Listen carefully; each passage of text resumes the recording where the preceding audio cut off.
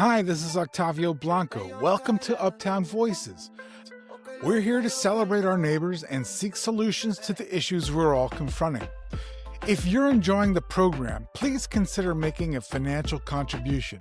It'll help us to produce, improve, and expand our content. Just scan the QR code on the screen. But the best thing you can do is free. Share this show with your friends and neighbors. Help us to spread the word.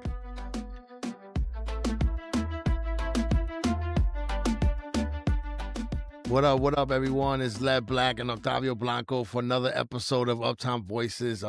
There's another chapter in the Black and Blanco, saga.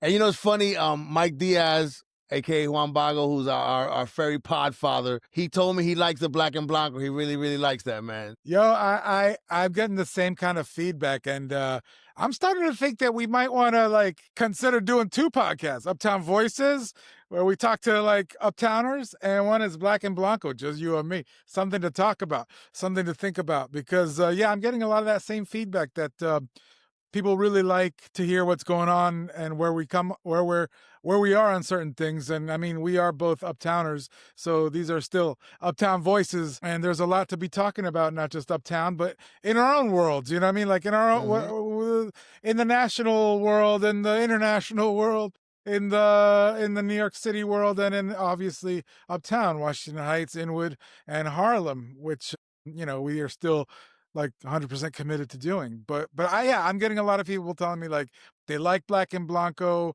they like to hear our voice, they like you. My mom is one on your bandwagon now, No, that's a lot. Hey, Mom. That's so funny. Hi, Mom. Hi, Octavio's mom. But so I mean, I think these Black and Blancos are great. I love talking to you. This is what we always did anyways, run into you on the sidewalk, and next thing you know, 2 hours gone by and we're still talking. Something I could tell. Our spouses are like, what the fuck? Yeah, where the hell is this guy? They're like, can we leave now? You know what I mean? Yeah, no, seriously. But man, I've been enjoying doing this. This has been a lot of fun. And I think it's going good, man. There's a lot to talk about.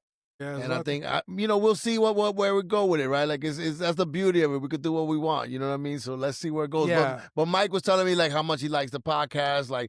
He likes the tenacity. We haven't really missed a week. We haven't missed a week, right? We've been dropping episodes every week for I don't know how many weeks 20. now. So this is episode 20. Episode 20. That's amazing. Episode That's 20. amazing. That's a big mean? deal. That's a big deal. But I think that's a big deal. I think that if you look, sorry to geek out on y'all, but most podcasts they don't get to 20. I think 20 is 20 that's an important number. An important number in the podcast world, and so I'm proud of that number, especially since for the most part we have had some high quality, interesting people in here talking about really really important stuff. And one thing that I think that my mom tells me, and which I totally believe, and it's not just my mom telling me this, but we're Uptown focused, but our topics are global. You know what I mean? The people, the things that we talk about don't just impact people Uptown. The things that we are talking about, yes, they impact our community, but these are the things that all communities are going through. It's just coming from our perspective Uptown. So I love the fact that just basically people from all over the country and all over the world. Frankly, we do have viewers from crazy parts of the world that I didn't expect, like Finland and Belgium, and places like that. So there's small audiences, but the majority of our people are here in New York City. Most of our people are probably up here in Uptown. So I really appreciate the fact that people are tuning in. We don't have thousands and thousands yet, but hey, that'll come. It'll get there. We're sure. We're keeping on doing this. I have a friend named Jack Rico. He's a longtime I know Jack Rico. Yeah, you know Jack. He does a Black and Brown podcast. So sorry, Jack, Black and Blanco is different. It's not the same thing. Black and Brown, Black and Blanco. But I talked to him also. I think it was the same day that we talked to Mike Diaz, and he was basically like, "Look, Octavio, if you're getting into podcasting to make money, run the other way, because it's really hard to make money in podcasting." Now, obviously, we know people are making money in podcasting. People are making a lot of money in podcasting, but that's that's actually not the rule. It's sort of the exception. Most people Right. in podcasting doing it in support of a cause, doing it in support of an organization, and we're doing it in support of our neighborhoods, and trying to keep our people, whether it be informed about what's going on, introduce them to the important people in our neighborhoods and resources that are available for the things that they're confronting, which are, like I said, things that are being confronted all over America and all over the globe, which is like housing is extremely expensive. There's a freedom of the press and freedom of speech is being every day eroded. I'm so happy with Jimmy Kimmel being back. I was really, really upset. And that was people power that brought him back, folks Yeah. getting on there and saying, I'm gonna cancel my Disney Plus, stuff like that. But yeah, you, lad, you've been super busy. Yeah, yeah, Are yeah. you back in the land of the living? How was the So Latino Film Festival? Tell me. the New York Latino Film Festival was incredible, biggest year ever, and I've been there since it came back. It's funny because it's actually the festival finished on Sunday with a massive black block party on Dykeman. Amazing activation, was amazing, but it's already on tour, right? So it's going on tour across this country, and I also ended up in Puerto Rico as well. So I'm still working. I'm not going to be traveling, but I'll be doing the social, remotely. But the festival was super incredible. There was so many highlights. Futuro 25 is like the digital conference. And it was panels and just thought leaders and just amazing people. Shout out to my brother Paulo Segarra, who's an IP attorney. Jasmine Ruiz was there, who's also amazing. It was so many just really cool, smart people, and that was that's the kickoff. That's like the digital conference to kick it off. And then from there, opening night was so perfect. It was for Mad Bills to Pay, which is the film that I've been championing for a long time. I really pushed for that to be opening night. You know what I mean? Like I said, I'm glad that Calixto, agreed to do it, right? Because I think that's an important film. And it's funny because the after party, the cast and crew were there having a good time and enjoying themselves with their people, right? It was so wholesome, right? Like it's amazing that film has won. They won the best ensemble at Sundance. They've done all these amazing accolades, globally, but for them to be home and to be celebrated by their own people, I think it was very special. Destiny Checo, Juan Collado, Joel, all those people, Johanna, like Natalie, they're like really down to earth, super amazing, you know what I mean? And what they're able to do when the movie's now been acquired. So hopefully, maybe I think it's gonna get released sometime next year. Stay tuned on the Uptown Collective and New York Latino Film Festival. We'll post about it. But that film was super incredible. But then, it's so funny. Like, I got to go rewind back a little bit. Like, it's funny. The week on last Wednesday, there was the opening night for the Roberto Clemente's called Clemente documentary. It's now in theaters. It's an outstanding film, and we opened the festival last year with that film, right? But now this is the theatrical, right? So I was at our opening night, and so this is pre-festival, right? And Calixto gets a call, and he looks shaken. I'm like, what's going on? So I didn't think nothing of it. He comes back, he goes, "Led, I got to talk to you." Like, very serious, like, I got to talk. Like, what's going on? And he's like, "I got a call." I said, "You got a call?" Then he starts eating. I'm like, "Yo, dude, don't eat. Like, what happened?" He's like, "Stop. Like, tell me what's happening." He's like, "I got a call from Bad Bunny's people in Amazon Music." Right? So as you know, Bad Bunny did one last concert, right? And then Amazon Music snatched it up, right? And they basically put it on Prime that broadcasted live, right? And they're giving a bunch of money to Puerto Rico, which is amazing. There's so much amazingness coming out of this deal, right? That's not to like, praise Amazon, but this was amazing, right?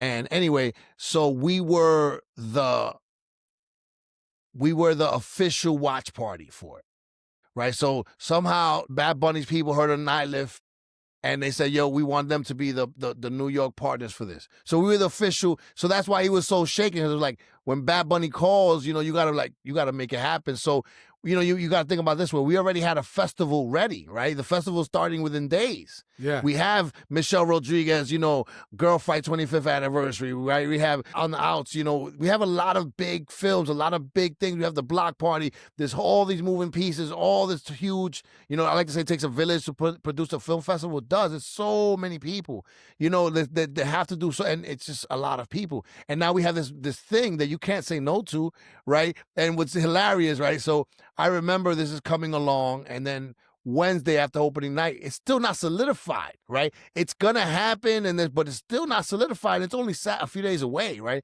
So I was off, so what I did is I like to go to the piers, like by Dykeman, like by Yeah, La yeah, yeah, Marina, yeah, by yeah, the yeah. Hudson. Yep. It's small. Sometimes people are fishing there, but it's just very peaceful. I like it, just get my mind off of things. But it's funny if you could face either looking at Jersey or you could face looking at Dykeman. There's like a little beach there, like a little Yeah, beach, right? yeah, yeah. You know what I mean? So as I'm talking with Calixto and Jessica Vargas, who's like part of the brain trust for agency Nylift, which is like the agency arm of Nylift, we're having this, and then now it's like, oh, now it's serious. Like, okay, this is happening. Mind is blown by this. I'm on this call that this is happening. I'm like, oh wow. And then it's funny as I'm doing that, I'm looking at the beach side, right? And I see a Dominican dude, right? And he's coming. He comes to the water. Like he gets close to the water. He takes off his shirt. He takes off his chancletas and he goes in the water. I was like, oh, he's in the Hudson. I could not believe it. And then I couldn't bring it up in a meeting, right? I could say, hey, hold on, guys. Like they were like, yo, we're talking serious. And you're talking about somebody swimming. And I couldn't record video because you can't record video when you're on a call. But I took a picture and I'll send it so you could see it. This dude was frolicking in the water. Like it was mind-blowing. Led, I have swum in the Hudson.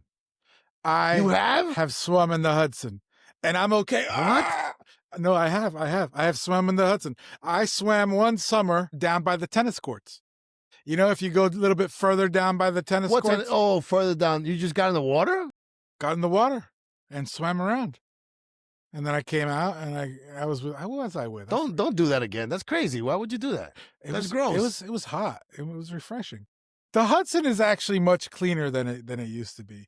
But you got to be careful. But also, it's also very dangerous where you were at because at least that's like a little inlet, right? So it is like a little beach. No, that's more dangerous. What I'm saying on the Dykeman one is really nice.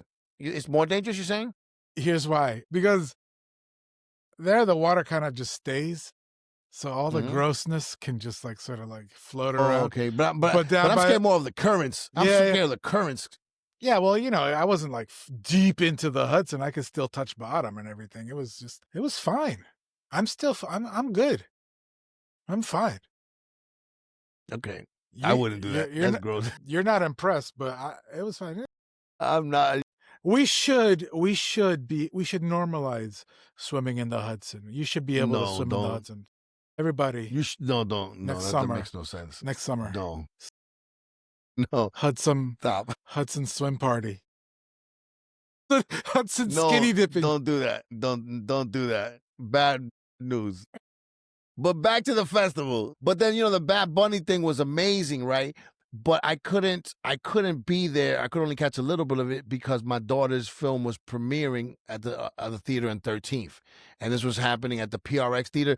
The Bad Bunny thing was so amazing, right? So it's a PRX theater, which is in Times Square, which is, this beautiful theater with amazing sound. The seats vibrate. Yeah, the chairs vibrate and there's like water. And then imagine it's really amazing. They don't have water there, but imagine they do. But this one I didn't see it have water. Well, I went to see King Kong with my son, and whenever they were like fighting in the water, there was like little sprays of water that would come out, and like there was wind. That's amazing. The chairs moved, and then if there was like King Kong splashing in the water, you'd feel a little.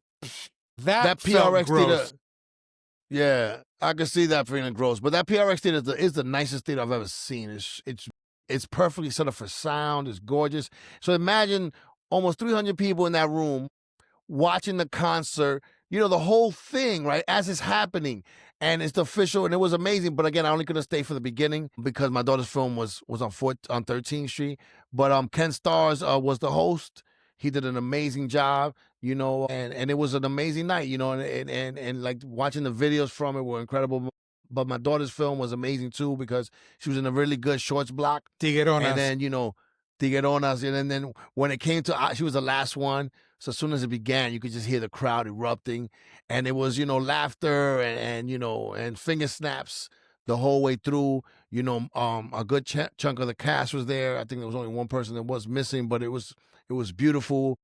It was just really nice to see my daughter get the accolades she deserves, and the cast. The cast is incredible. Sorry that I missed that one because when I went to get the Yeah. tickets, they were already sold out. They sold out. Yeah, you know what it is? Because it's a shorts block with like seven or eight films, and all those people want to see that. So those shorts block, we get the biggest theater there, and it sells out quick. But we had a contingency, like we had a squad, like we were Yeah. deep.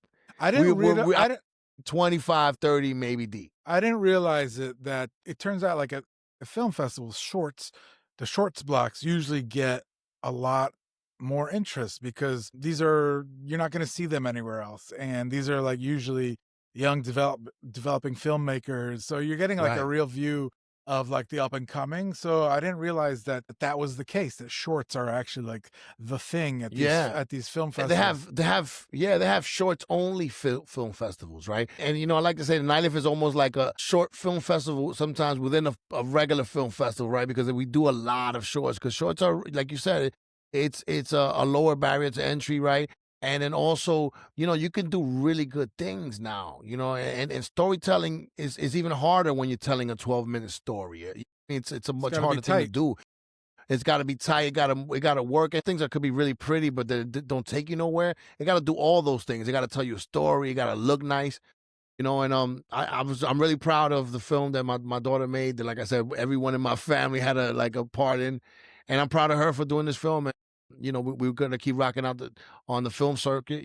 So let's see where we go next. Yeah. It's funny because her first short film is going to be playing again in October. I don't have all the details, but stay tuned for that. But so City of Dreams will be in a film festival here in New York again. So if for those that didn't see it, they could catch it there. Wait, again, it's going to be in a different film festival, or Yeah, it's another film festival. oh, So it's nice. it's amazing. Like for the last 2 years, that film has been on the film. I'm from the film festival circuit, and now this one is another entry into it. So the City of Dreams is still getting love out there. So that was kind of more like a proof of concept. To do a series. So it's another. I have a cameo in that one. So does the wife. So Yeah, yeah. So it's you're a saying cult classic. it's a cult classic. Yo, I got to tell you, I did go to see La Cuarenta, La which 42. was What you thought? screening. Oh my God.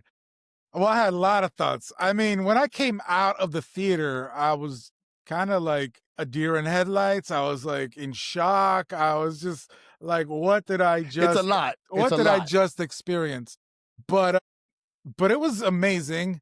It was amazing. It was just like super eye-opening, number one. And number Mhm. two, like I loved you couldn't tell what was like real and what was not real, like what was actually like a Right. documentary and what wasn't like quite a documentary, or like are they all actors, or were some of them actually like from La Cuarenta people, like that Yeah. dancer. There's a woman who's a dancer. She's actually leads this like troupe of dancers. They're street Right. dancers.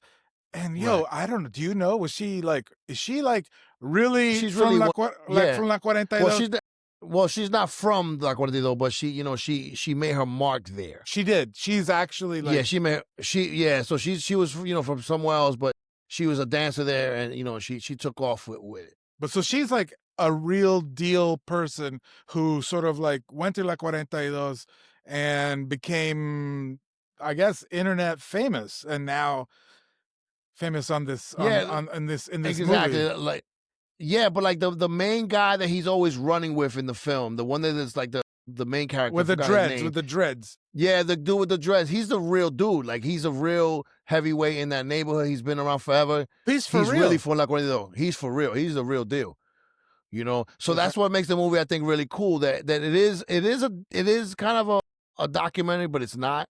It is different, right? That person is real dude. I do think like the guy that came from Spain, that's an actor, right? yeah, So it's like it mixes both in a very interesting way. I thought it yeah. was actually brilliant, and I think it's one of those films that was just it was. I really enjoyed it. Like you said, it's jarring because it goes back and forth. There's even a point where I don't want to spoil it, but the fourth wall gets broken, right? Where you see the director, right? Yeah, yeah. Like what you know what I mean? That was really cool. Like I thought it was like a good touch. And Jose Maria Cabral, like I said, he's a brilliant young Dominican director. He keeps proving it. He keeps doing it. He had a movie called Carpinteros, which was amazing, and it was about Najayo is a part of DR where there's like a prison, and there's a women's prison and a men's prison next to each other, and the female male inmates develop like a sign language where they like where they talk, and it's always changing, and he filmed it in the prison with some of the real prisoners, and some Wow. actors.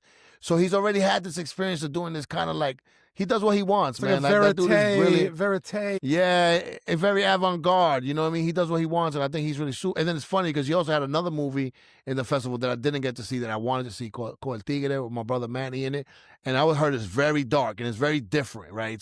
It's a movie that kind of weighs on you, and I want to see that one as well. So I think, I'm glad you felt that way because I felt the same way about La Cuarenta. It's jarring, but Yeah. it's amazing, and you come out like, what did I just see? What happened? Well, I'll tell you another thing that I think was so interesting is that in La Cuarenta, they're really talking about their culture, right? And it's bizarre because, like you were describing I think in the last Black and Blanco, La Cuarenta is a neighborhood that's you don't necessarily want to go there, or if you do want to go there, it's because there's all this like underground stuff happening. Some of it good and some of it not good, right? And La Cuarenta, the movie gets into all of that. But what Right. was interesting was that these people that he was highlighting, the dancer and the main guy, his name is oh gosh, I forget what his name is. It's like Metallic or something like that, or Yeah, yeah, yeah, yeah. yeah. And but they're really for the culture of what they're doing, of creating their culture. Like they're arguing about, I invented this dance, you didn't invent this dance. And it's like Mhm. it's and they like, they develop the music, the dembow, which is, some of the most popular music out there now is like this dembow music. But like, for me, it was so interesting to see this literally like a grassroots cultural movement that has been created in what I gotta describe as probably like one of the poorest, most low resources neighborhoods in Dominican Republic. It's less essentially a shanty town, you know what I mean? Like so it gave It's like like it's a a favela favela. basically in a certain way, It's like a favela. right? It Yeah, really it's gave like City of God yeah. vibes. It was really, really, really interesting. We stay obviously we stayed for the whole thing. We liked it. The music was on point, and the storyline was it was a lot going on. There was a lot going on. There was a lot of story Mhm. there to pick through. I mean, if I had one tiny critique, which is, take it from me who's sitting behind a camera, not making a document or a film. So, take it with like 2 pounds of salt. It could have used a little bit of like maybe a little bit less story or like shorten it. It was a little long, but besides that, for what it was like it blew me away. I really, really enjoyed it. I really did enjoy it. Yeah, yeah. Again, I think it was an excellent film. I think all those things are happening, but like what I realized about filmmakers, right, is that he's creating a vibe, right? He's creating a setting, and those things sometimes they may not see. I think that they make sense in his brain. You know what I mean? And I Oh, think they yeah. make sense in terms of like just kind of building this whole scenario. I mean, I think the movies I loved it. You know what I mean? I just want to keep seeing what this guy keeps making because he just keeps making really cool other like he's not following anyone's rules. He doesn't choose. He does films that he wants to do, and I'm really enjoying the output. You know what I mean? For real. Absolutely, absolutely. The creativity is there and all that. So it's that was just like one tiny little critique, but the fact that he's able to make it happen, the fact that he's able to bring his vision to life like that, where so many people cannot, is commendable. And the vision that he brought to life was And, absolutely and, and, interesting. for some Dominicans, right? Like one of those like a shameful place, right? Some people like don't highlight that. That's it's called Bajo Mundo for a reason. They're not supposed to highlight that. And the thing is, it really does exist. And it really is again, I think people don't realize that out of the depths, y- beauty does come too, right? And these are extremely poor people, low resources. Like the government has forgotten them, right? That's the poorest, you know, that's the realest hood, the realest part of the realest hood in the capital, right? So this is really disadvantaged. So they decided, they're gonna make music and culture for them. They could care less about the outer world because the outer world doesn't care about them. And that could be right, could be wrong. You may not like the music. I don't like all them ball, you know what I mean? To be honest, I like some of it, you know what I mean? Some of it is not, it just is not for me, you know what I Yeah. mean? But again, I think I think the film is a real interesting look at a group of people and how they live and how they and it's what's interesting is that like what it does, it has become like a magnet for people from other places to come from, other hoods to go there, because it is a place to be seen and be Together, seen. street cred or whatever. Right. You know what I mean? But it's again, I'm glad the film was made, and I want to see what he keeps making. Yeah, obviously the film was good, especially since we're still talking about it, because one of the other things that was so interesting about the film was the role of social media in how they sort of create their art, and also like the thinking that goes behind it. There's not like a record company, right? That's telling them, okay, well, this is the thing that you need to do because this is what our buyers are. Basically, everybody can bring their own style, and whatever takes off on social media is what becomes the popular music. And I was really like intrigued by that aspect of how much like social media has interplay. You were saying like they don't care about the outer world. I don't think that that's quite true. It's more like they doing their own thing and they're putting it out to the world. They don't No, care. what I mean, I don't mean. They don't care what I'm the talking outer about. world thinks. But I'm not. Not. That's not what I'm saying. I'm saying it's not the outer world. It's society. Like I feel like Dominican society has given up on them, so they don't care about society Yeah. how you should dress. Like again, like you got to think about it. This like in Dominican Republic, you really like you couldn't have tattoos. There was a lot of like these things were you couldn't be walking around with tattoos or braids or like in the that wasn't acceptable, right? And like so this is really like rebel culture in a lot of ways. So it's something that is really looked down upon by Dominican society can be very classist, right? Just like I'm sure Mexican society can be as well, right? So it's like these people are this neighborhood, these people are looked down upon a lot. You know what I mean? So I think like, and I'll tell you one, like I remember being in DR a few years ago and it was like a hurricane, right, happening. And when you're in the nice part of town, yeah, it's raining, but you're good, right? You're fine. The water's gonna come through, but you're in a good part of town. But in a lot of those places, the barrios, you see them flooded, right? Like the water's coming in, but the people there in the water, they're swimming, they're frolicking in the water, playing dominoes, dancing, because they feel like, hey, look, I'm not gonna die here. I'm gonna live my life happy, right? And I think that there's something to be said for that as well. That is right or wrong, but people are gonna live. Yeah. And poor people need just the right to live and enjoy themselves too. Yeah. Oh, this is not about La Cuarenta, but it's about Cardi B. I saw an interview that Cardi B did like on CBS or something like that. And, like, and so apparently I didn't realize this, but Cardi B, who came up to the Heights, right? And she did like Yeah, a little on mini, 59th. a little pop Yeah. up in the Heights. She's Dominican. She's Dominican York, right? She's half Dominican, half Trini, yeah. Yeah, and she was talking about her grandmother during this interview, which was really interesting.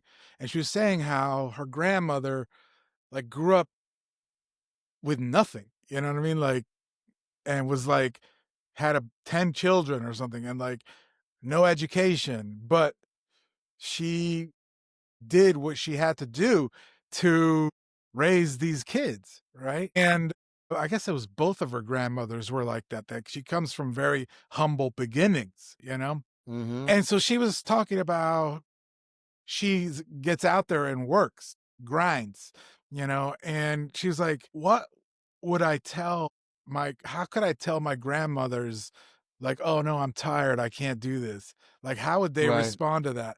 To me, that was like really, really interesting. And it was a very sort of like, it brought me also to this, like the idea of La Cuarenta and all these people who like you say, these are the most disadvantaged people, but they're making something out of nothing. Like literally Yeah. they have like, Yeah. nothing. And speaking of Cardi B, like I gotta give it to her campaign. Like this campaign has been beautiful. Like she's been so smart with it. So I don't know if you noticed that she posted. She was on 125th Like, 125th is that thoroughfare where people go buy things. Or she had like a little setup there, like I talking saw about her that. album. Yeah. And she put that on social. That was brilliant. And then she popped up on 159th and Broadway. Everyone lost it. She pulled the baby out like it was like a Michael Jackson moment almost. You know what I mean? Like, but everyone lost. Everyone took pictures. It did what it had to do, and it cost no money, right? Like her pulling up to 120 is just saying, "Yo, I'm one of y'all." You see me where you at, right? And I think that was really smart. Takes no money, right? It's free publicity. And then she did the same thing on 159th because she knows the hood, the Heights loves her. Brilliant, brilliant, right? Like, here you go. Nothing. I'm just gonna pull up and I'm gonna cause mass hysteria because I'm Cardi B. I thought it was brilliant. So kudos to her on that. I haven't heard the album. My oldest daughter, Imani, loves the album. I haven't heard it yet, so I haven't said. But I like Outside. I like some of those records. I like Cardi B, so I'm a fan. Yeah, yeah, yeah. Am I a fan? I haven't really. Yeah, I guess I am. I like her music. I'm not like, oh, waiting for the latest Cardi B album to drop, but like if it's on the radio, I'm not turning the station, I'm gonna listen to it. And maybe I will look it up and try to hear what she's got to say these days. You can't let your kids hear it though, because it's Yeah, I know. Well, Dante yeah. is Dante is 15, so No, like no, yeah, still, you don't want him to. He'd be like, Dad, what's wrong with what you? Why are you listening to this, Dad? He's like, because it's really like dirty, so don't play for Dante. you know what's funny speaking of kids is like there's like a meme that high schoolers are doing where they say 6'9", 6'9", and it kind of doesn't mean anything, but Mhm. it's like a meme from basketball. It's like if you're a 6'2", but you play like 6'9", it comes and so like I do that to Dante. Usually the kids in high school do it like somebody will ask like, oh, what time is the test going to be tomorrow? And instead of telling them the time, they'll be like 6'9". It's just like one of these things that people, Like we used to say these nuts like yeah, that. like that. It was sort of like that. Yeah. Yeah. And so I start doing it. 6'9" is the nuts of our Yeah. times. So I start doing it, and Dante's like, "Oh my God, Dad, can you please stop?" And so now I just do it just whenever I want to annoy him. That's hilarious. But yo, I know that. you mind if I change the topic because I was gonna come on here feeling I wanted to come on here feeling positive. I was like I saw this really cool social thing on social media, which was like this guy was talking about in the 60s there was like this movement to like help people to communicate with each other, and there was like one of the leaders of the Ku Klux Klan was sitting with one of the leaders of the civil rights movement in this small town in North Carolina, and they couldn't disagree more with each other, but during I guess it was like a week or so that they were together, like they became close. And at the end of this period, this guy had seen how hard this woman worked and had heard her side of things. And he decided he's going to leave the clan, and they became lifelong friends. And there's been documentaries done about it. I don't remember the name of the documentary. There was like a book written and stuff like that. So it's a really heartwarming story about talking to, people that you disagree with. And, we've talked a lot about, especially about Latinos for Trump and how we really, really disagree with them. And I know that you spend a lot of time sort of like, arguing essentially with them online. But today I saw news that really sort of like, I felt really kind of like, I shouldn't be surprised, but I was. There's this guy, he happens to be Dominican American. His name is Willie Laura. And he used to be the head of CNN's political unit for CNN Espanol in Okay. in Washington. And he was just named the editor-in-chief of the LA Tribune in Espanol. This is like Wow, amazing. as right wing, but he is a MAGA head. Like that's the thing. He is so he's gotten a lot of traction from the fact that he used to be CNN en Español political director based in Washington. But ever since he was there, he's morphed into this like ultra right wing MAGA head. And now he's going to be LA Tribune Español, and he's going to be the editor in chief. And this to me is like one of the, That's crazy. it needs to be like put out there that this is who this is. Now, it shouldn't come as a surprise because the LA Tribune is very, very right wing. Like, it's one thing to be a Republican and, you know, I would say, like, you know, I would be okay with Republicans, but I think Republicans have been taken over by MAGA, and this guy Willie is just like an absolute right-wing MAGA head. But what I fear is that people are going to say CNN's former politics head for CNN Español, you know, is going to be in this role, and they're not going to know, especially English-speaking audiences, because he's really in the Spanish language world. They're just not going to know that this guy is like as far right as you can get. And I just want to make sure that people do know this. That's it. So yeah, no, I mean, I think that's a danger. No, but I mean, I think it's part of a bigger trend with Latinos, a lot of Dominicans, you know, a lot of times it's the men, right? Like, I think Latino men were almost like half for Trump this last election, right? Yeah. Like, that's crazy, right? Like, that's insane. And I find myself, you know, I do argue a lot, you know, with Trump supporters of color, right? Latinos, Trump supporters, right? And because to me, it's insane. It just doesn't make any sense. John Leguizamo said, Latinos for Republicans is like roaches for raid. Yeah. Right. And it's very true because you think you're part of a team, then you're not part of that team. You're fighting for a party that's 99.999% white and wants to keep it that way, right? It's an openly white supremacist platform, right? You know what I mean? You're not part of that team. So it's one of those things it's really heartbreaking, to be honest. Like, that a lot of the that our communities are going through right now was voted by members of our community, right? Yeah. Like, and the ones that are the least educated, the ones that have the least intelligence, right, are deciding for the rest of us, and we're all losing, and they're losing eventually too, because nothing's gonna stop them. If you're brown, you know, or black, this is open war on us, right? Like, that's what we're headed to, and it's one of those things that really hurts. Like, you're like, damn, like you know, you have traitors in your midst. You know what I mean? Like, I think it is that much of a problem. And I think that because MAGA is a cult, there's no reconciling. And I hate to say it, right? Like, someone has to come to that Jesus moment themselves. There's nothing I can say to you or you can say. There's no logic that I'm going to just drop on you. That you're going to say, you know what, you're right. Logic is, again, I've always saying this, I said this before, Trump derangement syndrome is not something that progressive have or liberals.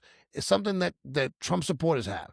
If you could look at Trump with his fake hair, his fake tan, his just obesity, his lying about it, all the bull, right? If you could look at that and still be like, yeah, I fuck him, there's something wrong with you. That's Trump derangement syndrome, right? Like, so I just feel like sometimes it's and again, like, we're headed in so the wrong direction. Like, it's like every week it just gets worse, you know, with like now Charlie Kirk is becoming a martyr. Apparently he's a saint. You know, he's the equivalent of Jesus and Martin Luther King, and he's never said anything wrong ever. He's never said really incendiary statements. He lived a life of purpose, and he was about Jesus and open debate. And that's the thing no one talks about. Like, again, horrible the way he got killed. It's a dark day in America because, again, they have all the guns. This is not good for anybody. This is not good at all. 100% bad all across the boards. But Charlie Kirk was a bad person. You know, he was he became rich off of racism and selling it, and the idea of open debate. He was a community college dropout that was in his 30s that was going to debate kids. And he controlled everything. He was on stage. Most of the supporters were his. And these kids, even as smart as they were, they weren't a match for him.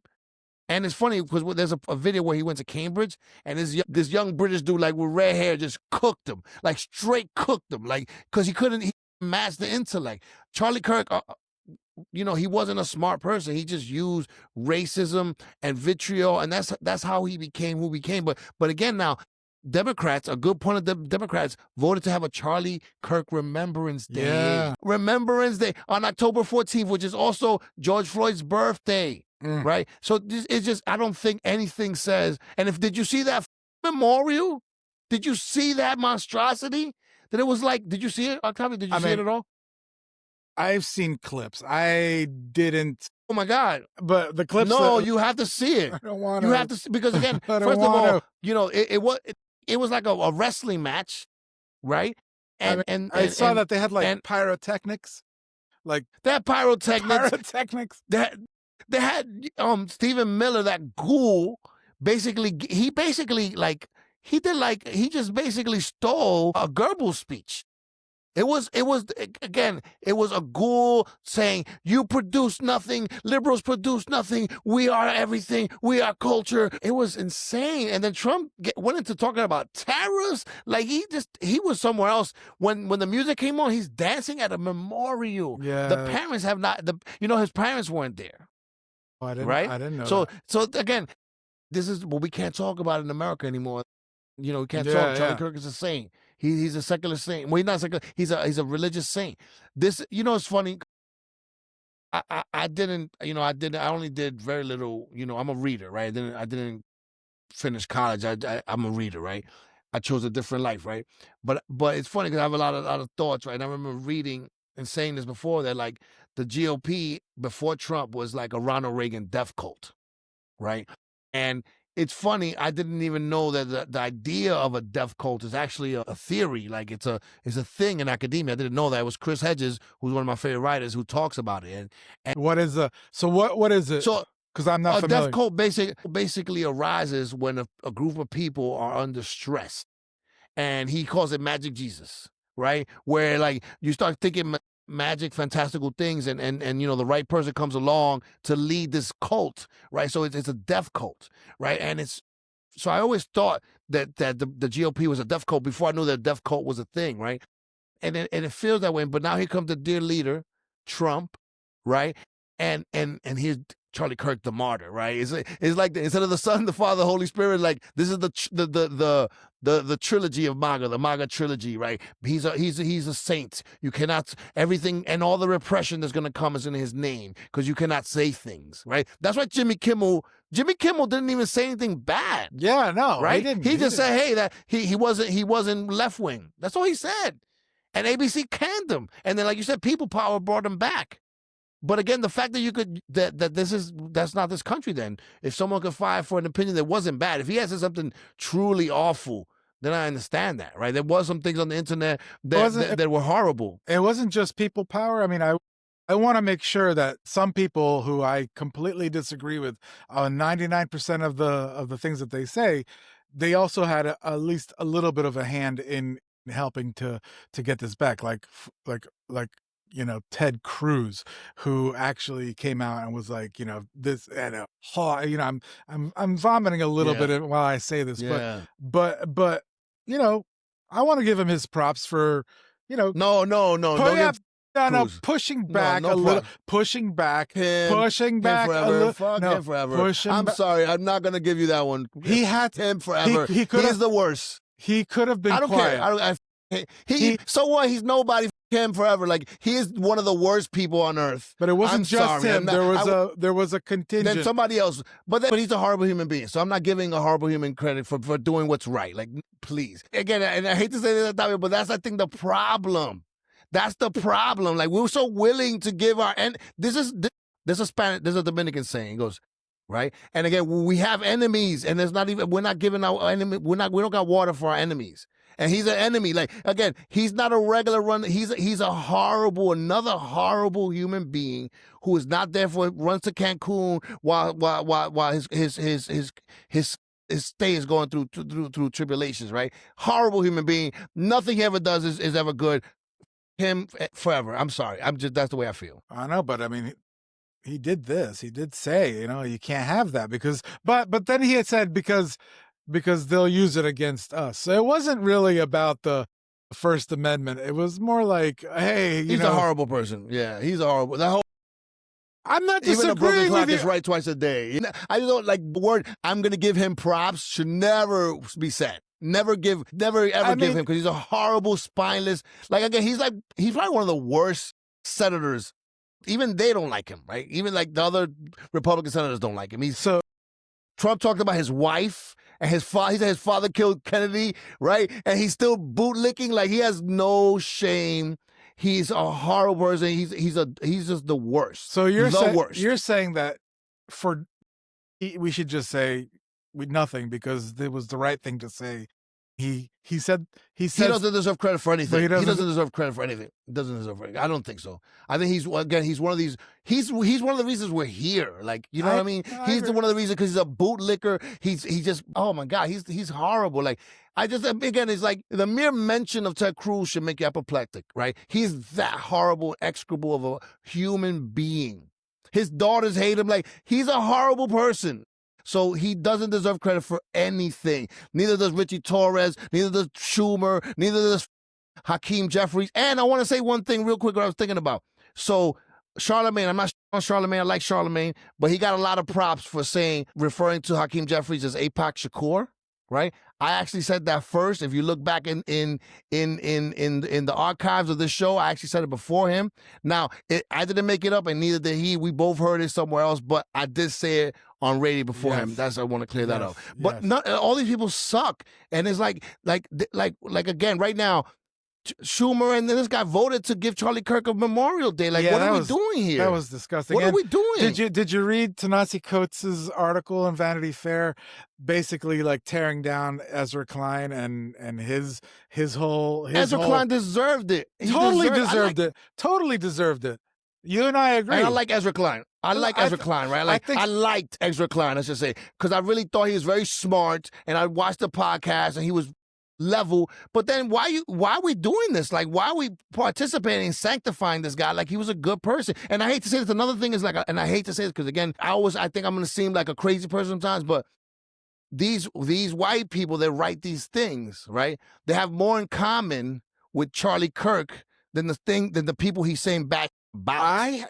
So it doesn't hurt them. It hurts me when Charlie Kirk says, "Oh, if I see a black pilot, I won't get on the plane." Or he says black people don't have the same intelligence. That shit hurts. So just so you know, and not because I agree with him or agreed with him, but I'd been following Charlie Kirk on Twitter for years. I was following him on Twitter because I knew that he had his perspective and that he had an audience that followed him and believed everything he said. So I know where he stood on things like racism and things like he was not super duper racist. He's a racist. He was not he didn't like Ezra Klein said, like he didn't do debate right. He did debate very, very, very wrong. And Ta-Nehisi Coates nailed Ezra on this. Destroyed him on that. Vanity Fair article. And I wonder, I would like to know from Ezra Klein, did he have a clear understanding of who Charlie Kirk was? Or like a lot of left-leaning people, was he not really listening? And then he thought, oh, well, this guy goes on college campuses and debates. What's wrong with that? If you it doesn't hurt him. It goes back to, it doesn't hurt him. It doesn't. He has more in common with Charlie Kirk than with me, right? It doesn't hurt him when he talks about black people and brown people. It doesn't bother him. It doesn't. It really doesn't bother him as much as it should. I think this proves how bad this country has become, right? Charlie Kirk is in the process of becoming a national saint. Yeah, right. He's getting the National Medal of Honor posthumously, which is this nation's highest honor. And then you also told you can't talk about it. There's a woman I heard that got arrested in Texas. Arrested? She made arrested in Texas because she made some remarks. JD Vance was on JD Vance took over the Turning Point podcast for a bit. What's that about? You know what I mean? But that's the thing that you got to look at Turning Point. Turning Point was a machine, a well-funded machine. They had a $92 million budget, and they didn't really make money. So it was like billionaires were funding it because they knew, right? They knew that the colleges, when people start learning, when people start reading about other people, they realize, hey, they're just people. And what they call indoctrination is them finally getting a taste of history and really taking it in for themselves. So they knew that people turn left in college because people start learning and reading and growing as people. As a matter of Right. fact, I think Ezra Klein should apologize for what he said. Yeah, exactly. But what I'm saying is that this was an operation, right? It was an operation of taking these idealistic kids and moving them to the right. Yeah. And this was a well-funded operation. Yeah. He became a very, very rich man.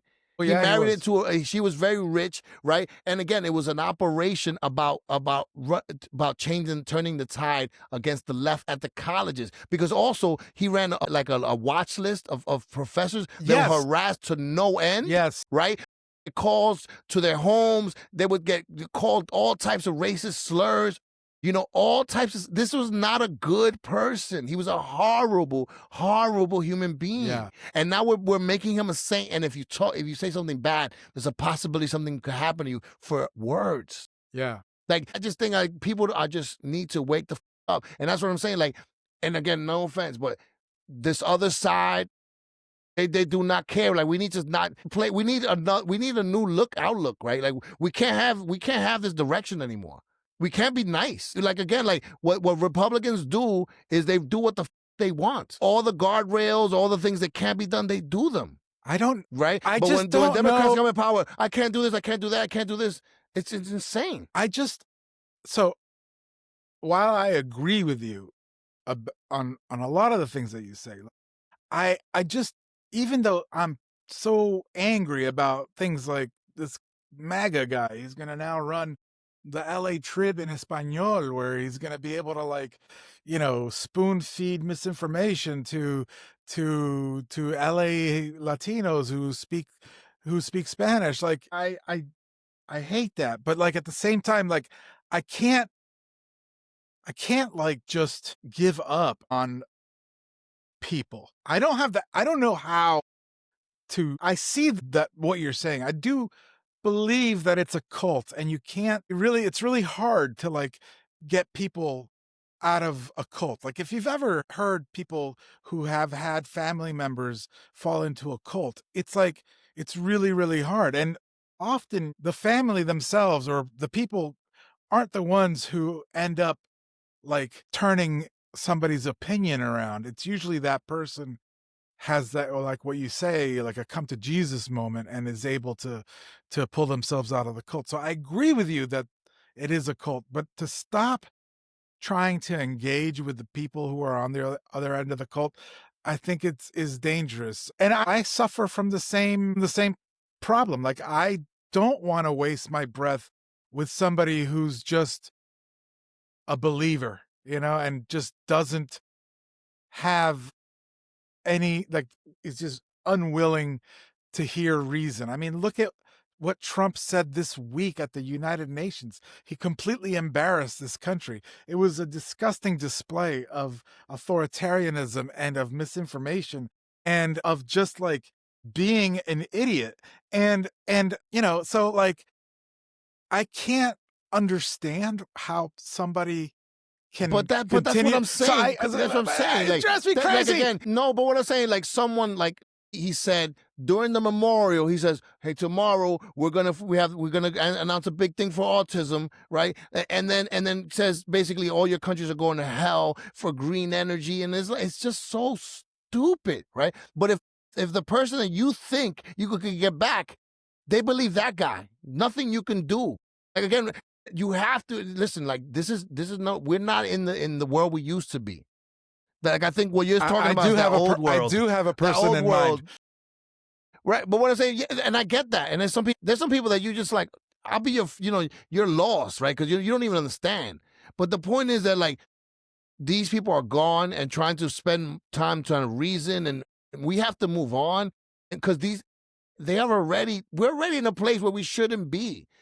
I don't have any more space for this. You know what I mean? Like, we're thinking, like the whole idea of like an escape plan, like people fleeing America is a thing on social, right? Like, people are looking for real escape routes. Like, a lot of people are doing that. Yeah. A lot of the rich have left. It's what's crazy. A lot of authoritarian scholars have left already, right? The people that study like descents into dictatorships say, you know what? This is happening. Let me get out. I mean, you leave. Right? So the idea that like, Ted Cruz and these people, all of them, I'm sorry. Like these are at this point, we need to delineate. There's you and there's them. It's us versus them. And I hate to say that way, but that's how they treat us. We keep losing because we keep playing this stupid game of, hey, they're just people like us. Right? No, MAGA is a cancer on America. Right?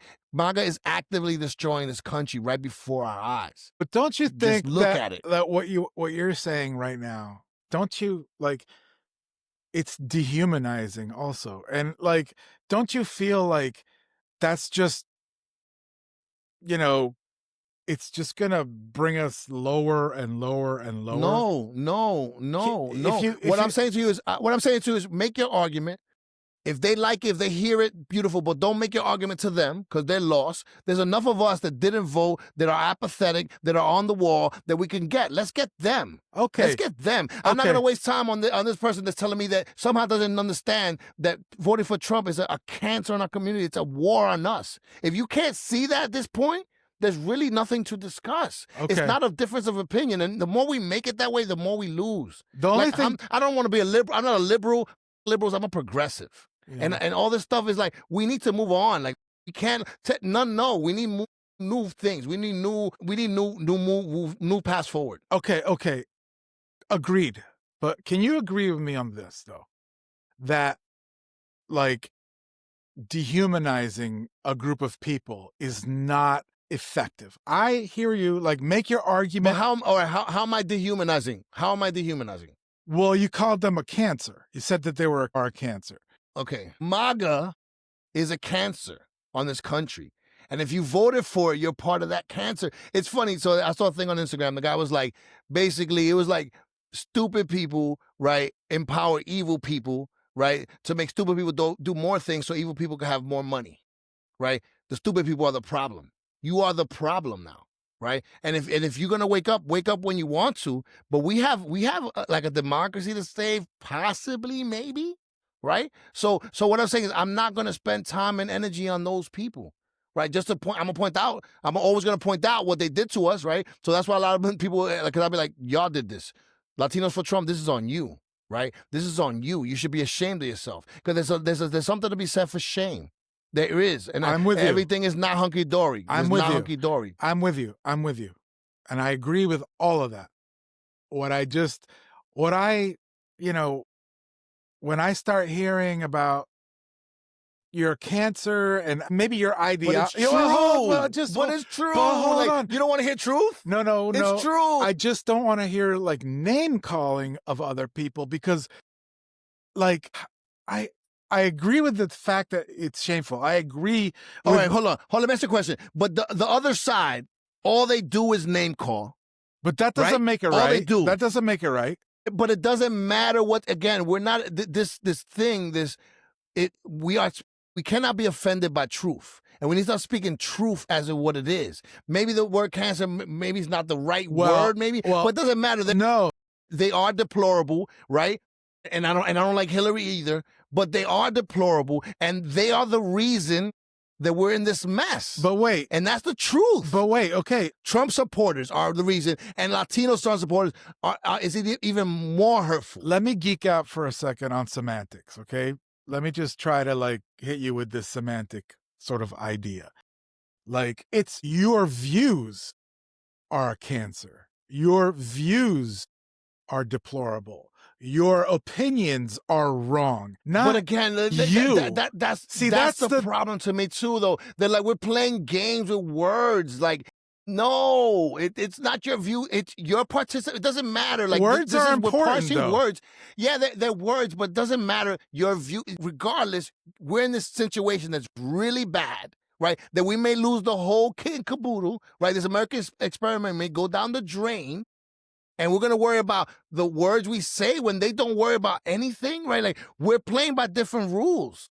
And we keep doing that to ourselves. We're not in this place, the civility place no more. And we need to be hopeful. We need to be positive. We need to tell what we want. We need to set up a positive vision. But there's a groups of people that are not coming with us, and we need to drop it. Right? We need to move on. Like I told you, I think I told you before. Like when I started re-seeing *Handmaid's Tale*. Right. The reason I started seeing it, right, because my daughter was watching it. My youngest Soraya was watching it. Right. She's 19. She's not a little kid, but she was watching it, and there was a scene where I know a lot of people don't know the show, but the handmaids, right? They were a group. And then you have the group of the wives. They were another group, and they were in charge, right? And, basically it was about the handmaids were the most oppressed in society because they were fertile women, right? And so you had to control everything. And it's a horrible story what the handmaids lived through, right? But June, right? She's running them, right? So there's one handmaid, right? That snitches, right, on another handmaid gets killed for that, right? And so basically June and the rest of the handmaids end up just like ostracizing her. Everywhere she goes, she gets with like, you did this. And I think that there's a place for that now, right? We need to delineate who's on our side and who's not. And I hate to say that way, but we are no longer in the place where we need to really get serious about taking back this country. And I think that we don't want to tell you this way. They don't have no compunctions of how they talk. And again, words are important. Words are super important. But again, these are not good people. And some of them may be good people, but they've been fooled by evil people. Yes. And they're being used. Yes. And again, and I'm going to try to make my logic, but I'm no longer cating that logic to you because that logic doesn't hit you, right? If you're all in for Trump, then you anti-us. Yeah. And again, there's a guy in my building that I talk with. This guy he's a Trump supporter. He doesn't know anything from Adam. I'm not going to get mad at this guy. He's a hopeless, dumbass. Nice guy, doesn't know anything, right? He doesn't really doesn't follow it that way. But if you're seeing people getting deported, right, and you're posting, haha, or you're putting Ice Baby on social media, you're putting Vanilla Ice as that's up. Yeah. That's wrong. You're laughing at it. You're saying these things. That's wrong. You deserve some type of response for that, right? Absolutely. That's what I'm saying. Like, I just think like we can't play like we was playing before. But it's so we dangerous. Need to clean house. We need to get shit together. It's so dangerous when we get to the point of dehumanizing other people, and just the fact that they're dehumanizing our side. We should know that. And I agree with a lot of what you're saying. I think that everybody, Latinos for Trump, they should be shamed. I mean, there should be something that, like what you're describing in The Handmaid's Tale, where it's like, you did this, you were wrong. But at the same time, like, that's different from a dehumanization that I think hold on. But I really don't think saying they're a cancer is dehumanizing them. I'm sorry. I don't. And to be honest, I'm not even worried about their fucking feelings, to be honest. Like, that's the problem, I think.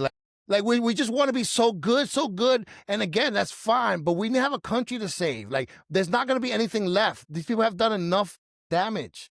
Like, enough already. Like, that's what I'm saying. Like, it's not about dehumanizing nobody. That's already been done from the other side. And you've taken people that are not, that just have a lot of hate and a lot of spite and no real intelligence, and they've weaponized that ignorance against the rest of the country, and they're making it worse for everybody.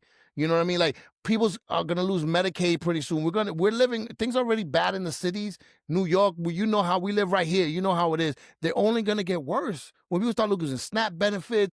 This is and people voted for that. They voted for that. And then you're saying, oh, you shouldn't call them what? Like again, that kind of thing, I hate to say it, but I think that's what makes it work between you and I, that we're so opposite on that, right? But I don't think that's cutting. That's only shooting ourselves in the foot. That's fighting with one hand behind our back because we want to pay him because he's good. Ted Cruz. I never said Ted Cruz was good. I just said Octavio is pro Ted Cruz. That's the thing now. Put that in the Stop that. Octavio is pro Ted Cruz. I'm the editor. I'm gonna put Octavio Heart Ted Cruz. That's what There's no, I'm the editor here. That is gone. There's no freedom of expression on this episode.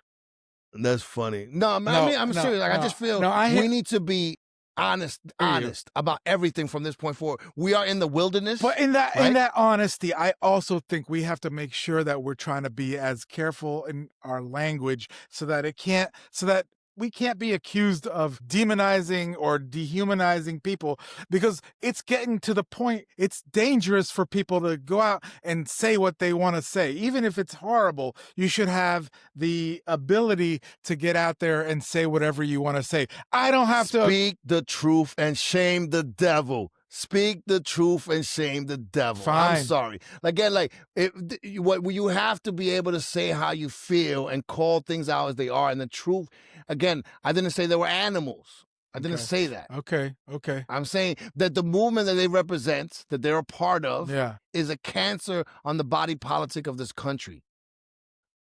So it was already bad. The system was already messed up. Biden sucked. And Biden is the reason we're here. And that's another thing that we got to be honest about. And Schumer and these people are Pelosi. They're part of the reason we're here too. And we need to be honest about all of that. We need to organize and not play with blinders. Oh, it's only it's not just Trump, right? When Trump say Democrats suck, people hear that because it's true. Yeah. Right?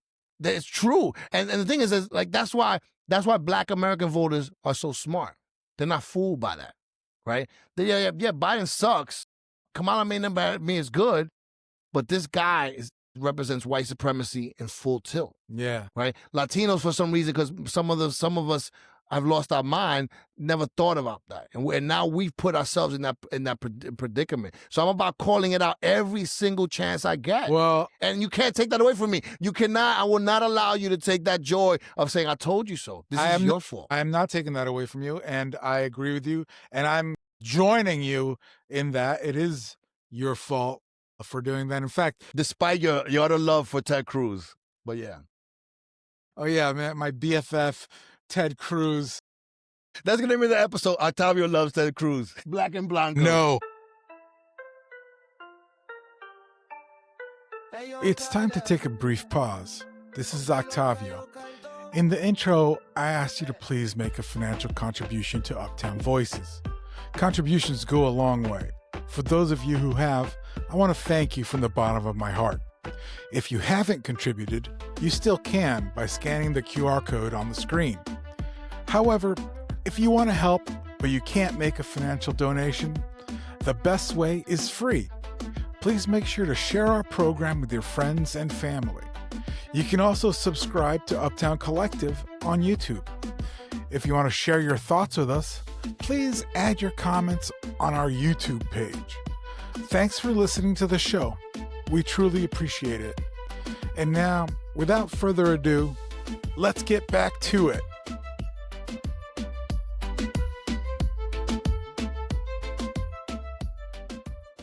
Tell your story about what was it? Was it your uncle? Blanco's good. No, we'll say that. We'll say that for another day. I don't want to say that story. All right. Because this guy Willie Laura, who's Dominican, doesn't look like you, Dominican. He looks like he took a. He's dark skinned. No, he took a bleach bath. He's white. Yeah, he does not. Yeah, he's very, very white. Very white.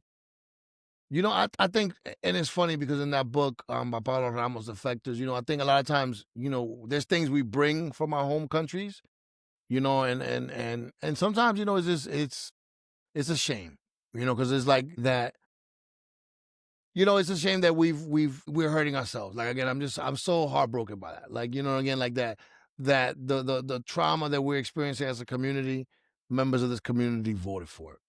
Yeah. You know, and that is mind-blowing and hurtful at the end of the day, you know, and there's people I know, like I said, people I know that are actively in the underworld, you know what I mean, voting to give cops, you know, immunity. Like, dude, you're actually doing shit that's illegal. You know what I mean? Like, I got into arguing with people that, like, they're actively selling on the block, and they're like, how are you voting for Trump, dumbass? Like, you don't even probably have your papers in order. You know what I mean? You're probably the first one to go.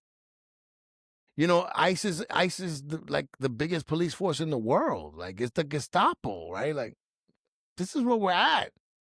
And you want to, you know what I mean? Like, it's getting serious times, and I think serious times demand seriousness on our part as well. Yeah. We need to be serious about what we're facing and who we're up against. Yeah. No, I. And it's like, again, if I'm gonna make my argument, I'm gonna try to make a positive argument. And if you want to with that argument, you want to come to this side, I'll never say no. I'll never say you can't come back. I'll never say that. But I'm not trying to get you. I'm not actively trying to get you either. Yeah. I'm trying to tell the other people, the other Latinos, say, look what they did to us. Yeah. You're gonna step up now. You're gonna think about community different. By the way, you're gonna vote in solidarity with Black Americans because that's what you need to do. By the way, progressive whites need to do the same thing. When you point that way, you're pointing at me. And hold on, I can't hear you. Can you hear me now? I can hear you now. Go ahead. I was saying that when you point, you're pointing it. Their finger points at me. Like if I point it like this, really, that's funny. I'm pointing at you. I didn't know that. It's hilarious. Is that how it shows on your screen? No, because you're pointing to me. It just looks like you're pointing like to the side. No. Okay, good. So who knows? But no, yeah. I look. I agree. I think that I liked what you just said. I liked what you just said. If you want to come back, you can come back. I mean, we're going to have to, I would like there to be like a process for you to get back. Like, for you to say like, you know what? Like, there's got to be a way somewhere where you can be like, I was wrong. I did the I mean, I just wrong. Take coming back. Yeah. Again, I just think, because again, a lot of these people are good people, right? Like, but I'm just not begging you no more, right? If you come back, I'll accept you as you are because the more people, we need more people anyway, right? So this is an open community, right? But I'm just saying, I'm just not spending time thinking about you, and I'm gonna call it out for what it is at all times, right? Because again, like this is accelerated the decline, right? This is accelerated China's dominance, right? This is gonna be the China century because America fumbled the bag completely, and instead of going forward, went backwards. Like totally backwards. Like we are living in the 1970s. Look at our at our own backyard in Latin America. A lot of those places are cozying or have cozied up to China, which is trying to nearshore a lot of its operations so that they can sell to the United States without having to. But that's exactly what I'm talking about. Like he is basically orchestrating the decline, but like spectacularly, right? Yeah. So for example, fast forward, right? So the H-1B visas, they're gonna be $100,000 starting like next week. Yeah, $100,000 per person for new ones. Just so that people, but no, doesn't matter. No, right? but again, there was a lot of confusion. There was a lot of confusion. There was a lot of confusion that they sold because they didn't even know what they were saying. Yes, you're right. They had to clarify. You're right. They came out with it. They had to clarify because they're fucking horrible. Yes. Right? It's malevolent incompetence. Yes, right. Malevolent. But what I'm saying is, that America cannot function this way with the ones that it has. It needs new blood all the time. That's what technology is. And they're defunding education. They're defunding education. So we can't even raise our own smart people. We have to import them, and now it's going to get super expensive. So it's it's so funny, right? Like, you read about revolutions in the past and you read about like brain drains, right? Like, so when Fidel comes to power, right? A lot of the upper class people weren't happy. So the doctors, the lawyers, the upper crust society left. It's a brain drain, right? But it's a revolution. You understand that it's a revolution that comes in and new people in power. You don't like them, you leave. But this is a brain drain for no reason, right? He's pushing the best and the smartest away at a time when, and then taking the working people, the workers, the backbone, the immigrants, the people that do everything, that clean the toilets, grow the food, the nannies to the children, the people that are doing the work, the workers, the backbone. You're deporting them, and then you're not letting in the tech geniuses. It's just a recipe for disaster, and it's crazy. It's really, really bad, and I just think people don't have no clue. People still think we're living in that, the pre-Trump era. It's the Trump era. Trump has upended everything. Yeah. I mean, you're telling me like I got upended. I got everything upended, like, so, I guess what I was just trying to push you on is when we talk about people, that we just be careful about the way that we describe people. Is all I'm saying. And I think that Mhm. you made your point very well about what you feel. And I love the fact that you say, if you want to come back, we'll welcome you with open arms. If you've seen the light and you realize that your way of thinking was wrong and was hurtful and destructive to your own people, and you want to come back and you want to leave that, good. And it also comes from a place, right? And I want you to say, I want to qualify some of the stuff, right? Like because of the Uptown Collective, because I'm very anti-Trump, right? And I'm posting all the time. I'm having DM conversations with people because I want to talk, right? I want to talk to people. Let's talk. Why are you a Trump supporter, right? And then we're going back and forth, and it's like I'm giving you data and real things, and you're giving me nonsense.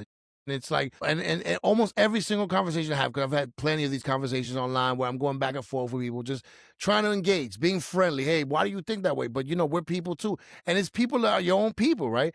And then at some point I realized the one that gets them every single time without fail is like, what's the last book you read?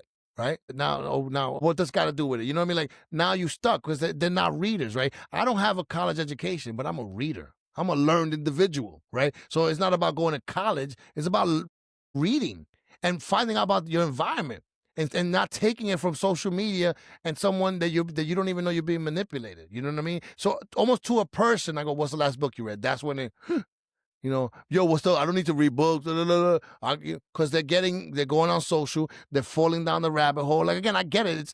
It is brainwashing, right? It is. I get it. But what I'm saying, that individual is lost, and it's wasting my time trying to placate this person, trying to talk to them nice. That's wasting my time. We need to take you to the heavy lifting of trying to avoid a total catastrophe, right? We need to avoid that, and we need to focus on the people that could still make a difference, right? And that goes back to my theory with heroin addicts. Like I'm gonna bring it back to that. Like I always bring it back to that. Like why am I gonna focus on the heroin addict that looks like he's never gonna come back from this vicious addiction, right? And now focus maybe the guy that just started or before they get into it, right? So I'm not saying like we need to prioritize things, and we need to be really focused, laser focused on what moves our community forward. We need to be laser focused on really like talking points, right? Like this is what the real deal is, right? Because what happened is for so long we had the kooky little Trump supporting person and we didn't say nothing, right? We let them rock with their nonsense. Oh yeah, that's fine. Oh, Tito, he's crazy, whatever. And we let him rock. We didn't say, yo, my man Tito, what are you talking about? Like, you know what I mean? That's what we need to do. You need to confront it and you Yeah. need to speak truth. And if it's always, people are always gonna get high and bothered when you tell the truth. But we're not in the point we could avoid telling the truth anymore. You're right. By the way, there was one of my neighbors in my building got robbed today at 10 o'clock in the morning, Outside? right on the block. So then the guy had a knife Well, like what happened? Like they pulled out a knife on him on her. Yeah. So at 10 o'clock in the in morning the morning by your building, by your building on the block, right on. right Uh, on. I don't want to say the street. Just yeah, yeah, yeah, yeah.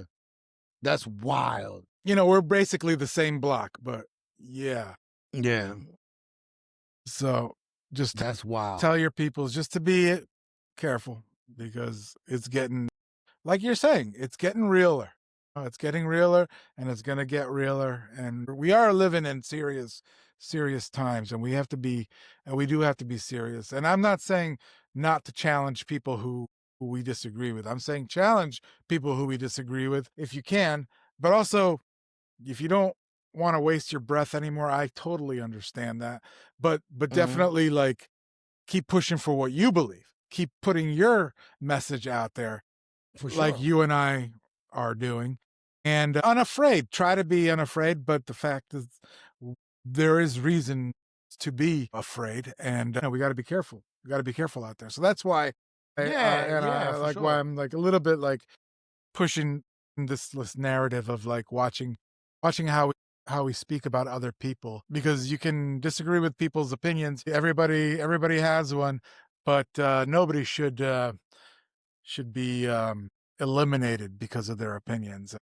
But no one said. But no one's pro elimination of anyone because their opinion, right? I've never said. You've that, never said right? that. Well, right. I've never said that. But what? But what I'm saying, what I'm worried about, you've never said that. I'm not accusing you of that. Just let's be clear. I'm not accusing you of that. The only thing that I do get concerned about is that because when people start to sort of dehumanize others, even if they don't say, even if they're not, that other people who are deranged, people who don't understand, who are have their own problems, they sometimes take that as like a reason to do awful things. And I think that's what. But what I'm saying is like, again, it's like, I'm sorry. And if you support Trump, you're deranged. Sorry. Right. And if that means I don't think that's humanized. That's telling the truth. Right. There's a difference. Like, again, it's like, I think these niceties and all that, that's pretty and nice, but we're not there anymore. Like, we're like on the brink of losing it all. Right. Like, that's how serious it is. And we can't say that they're bad because we certainly can say that they're bad. I think we should say that they're bad. So we have to say what they are, right? Or we have to not tell the truth because their feelings are gonna get hurt. No, but like, I mean, like, I just don't understand. I don't understand. Like again, we don't live in that world anymore, and we need to get over that world because this has gotten us to this point, right? Like, you can't put this all on Trump, right? The Democratic Party, since Clinton, has basically sold out the working class. Right? China, and I'm not a pro-communist supporter, right? China has invested in their people, right? America has suspended in their wars and on their rich people. And this is where we're at right now, right? And they don't care about optics. They don't care about niceties. They don't care about none of that. They're steamrolling us, and we're writing thought pieces, and we're writing letters, right? Right, but they're strongly worded. They are strongly worded. Strongly worded. Multiple pages, back and front side, double sided, and only. But but again, it's just, I just feel like that's part of the problem. That, like, it almost sounds. I know you're not saying that, but it almost sounds like you're equating the two sides are the same. It's just different of opinion. Oh no, one is horrible and evil, and it is. And you're telling me don't call it evil because evil people don't like to be called evil. I don't care what evil people want to be called.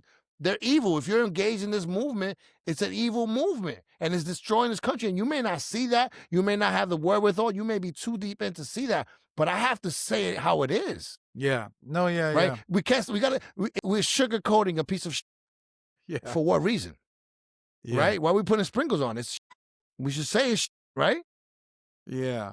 Right? I mean, I think, right? Like, I think we don't live in that world anymore. Yeah. And the sooner we recognize that, the sooner we start, again, cleaning house. We need to clean house.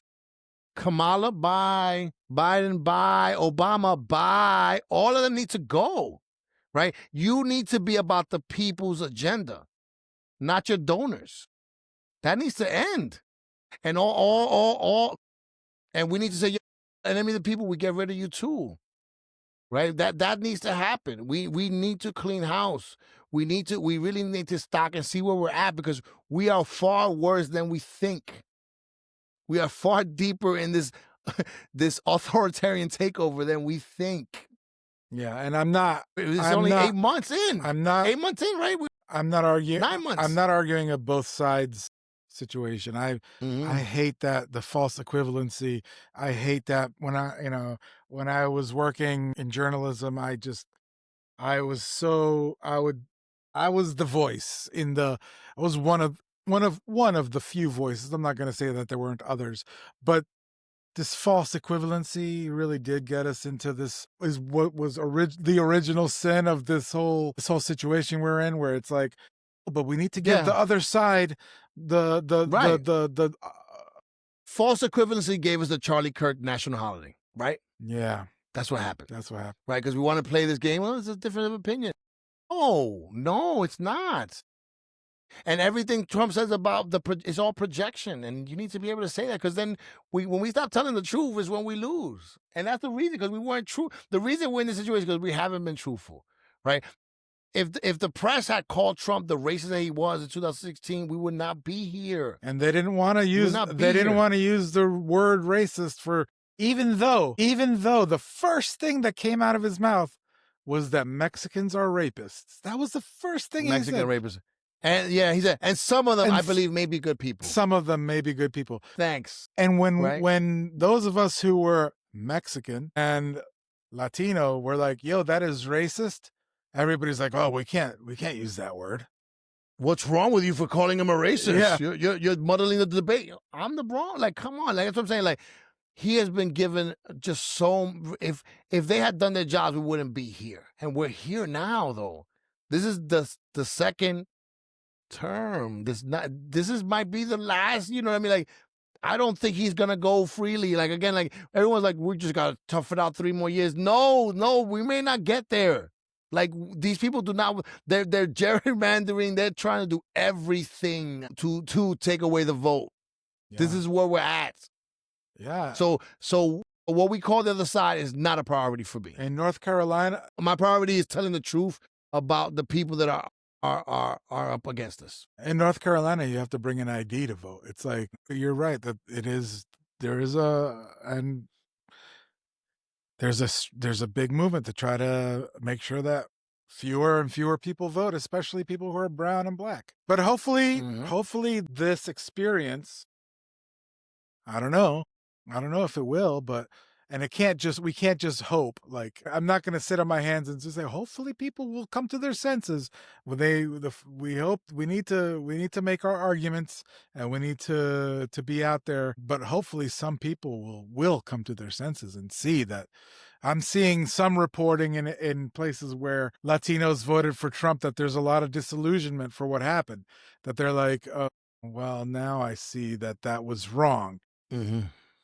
We'll see. We'll see. That's what I've seen on social media, what I've seen on some reporting out there, that there's some like buyer's remorse amongst Latinos for Trump. So I can only continue to do what we do, talk about these issues, and hope that, and let's not forget about the people who never even went out to vote. The people who are, on our side, but we're like, I don't need to. It's inconvenient for me to go at this hour, so I'll. But again, I blame that on the Democratic Party. I blame that on the Democratic Party for not giving people a reason to come out and vote. It's possible. Mamdani did it, right? Mamdani upset the whole political world with his victory because he gave a reason for people to vote. Democratic Party didn't do that. They did not do that. Rock took all that enthusiasm, right, that people had for changing America, and he just took it and said, "Nah, don't worry, I got this." And we let him because we loved him so much, right? I was one of those people that I was like, "Wow, Barack," and now you're like, "Oh, wow, you were just playing us the whole time." Michelle giving fucking candies to George Bush, their best friends, their besties and shit. Like, what's happening here? I thought, you know what I mean? So it's like we've been betrayed by the Democratic leadership. We need to be honest about that. And we need to be really look at the situation where we're at and be really, really honest. And everything needs to be just honest and above board at this point, because we're in the wilderness for real. Yeah. Yo, Led, it's an hour 30 that we've been on. We're tiptoeing into Joe Rogan, 3-hour. Yo, I'm good. Episode. I'm gonna have dinner soon, so we can keep talking. I don't really care. You know what I mean? But yeah, no, but I hear you, brother. But I'm really concerned. I'm really concerned where I think, we're in a really bad situation. And I just think I try to tell people that, on a personal level every day. I try to convey the extent of where we're at, because we don't know where we're at, because most of us have never been here, right? You know what I mean? We never, but people that study this, people that have lived in other dictatorships, people that have seen it, they know, they could identify it. Like Masha Gessen, they write for the New Yorker. They are super brilliant and astute. And I remember seeing something where they said, in Russia, we have a joke. I thought we had hit rock bottom, then we heard knocking from below, right? They know what this is, and they see it happening again. And I'm just, again, that's what I'm saying. That's why I think it's I'm shouting, there's a fire in the theater, because there's a fire in the theater. You know what I mean? And then you can't be like, oh, there's a fire. Might be a smoke disturbance. No, it's a full on fire, and we need to abandon the building, do something. And another thing I was saying, like, I saw something today on Instagram that made a lot of sense, right? If you're gonna have, I think people really need to prepare escape routes. You know what I mean? Like, when you think it, you have to prepare. You can't just go to a visa country if you're not from that country. You can't just stay there. Sometimes you have the round trip tickets. Like, I think that's something people really need to think about. Like, have you ever had to think that in America you may have to flee? Yeah, I mean, definitely. That's true. It's real. Definitely, people need to make sure that their passports are up to date and that they know where they're going to go, where they can travel with their passport. And if they have the opportunity of getting a second nationality, like you and I, Citizenship, yep. You should do that. Find out about work visa, Spain, Europe. Find out about those things now, right? You should start the paperwork now. Maybe you never have to use it, right? Maybe, maybe we avoid this perilous fate. But prepare. yeah, You should be thinking about it. You should really be thinking about the collapse.